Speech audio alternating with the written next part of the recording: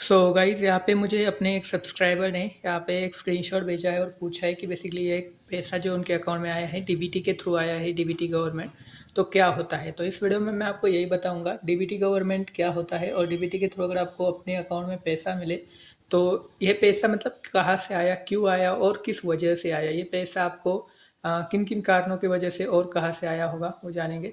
So video को like करके channel को सब्सक्राइब कर देना अगर आप पहली बार आए हैं हमारे चैनल के ऊपर। तो देखिए यहाँ पे कुछ पैसा है 600 रुपये, हमारा जो है आपका अलग अलग हो सकता है।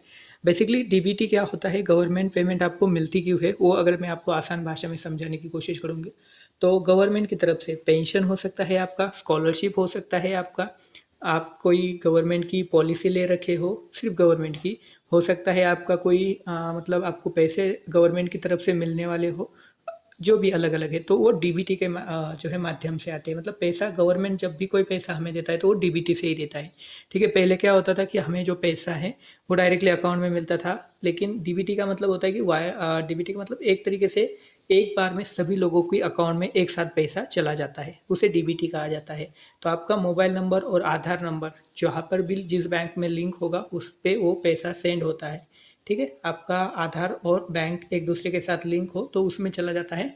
कभी कभी होता है हमने अकाउंट नंबर दूसरा दिया हुआ होता है लेकिन हमारे अकाउंट में दूसरे अकाउंट में पैसे आ जाते हैं। होता है इस वजह से कि हमारा आधार नंबर सबसे पहले उसमें लिंक हुआ होगा तो इस वजह से गवर्नमेंट के पास उसका डेटा सबसे पहले होगा, इस वजह से उसमें आपका पैसा आ गया है। स्कॉलरशिप, पेंशन हो सकती है, अलग अलग जो स्टेट होता है उसकी अलग अलग जो है स्कीमें वगैरह होती है, तो उस हिसाब से होता है। अब एक किससे पैसे आए वो आप नहीं निकाल सकते डायरेक्टली, लेकिन जो है मतलब फार्मर के लिए भी कुछ स्कीम होती है, लेकिन गवर्नमेंट ने आपको पैसा दिया है किसी स्कीम के चलते, किसी स्कॉलरशिप के चलते। अगर आपको वीडियो अच्छी लगी तो लाइक और चैनल को सब्सक्राइब भी ज़रूर करना। कोई दिक्कत है तो कमेंट कर सकते हैं, मैं आपको वहाँ ज़रूर रिप्लाई कर दूंगा।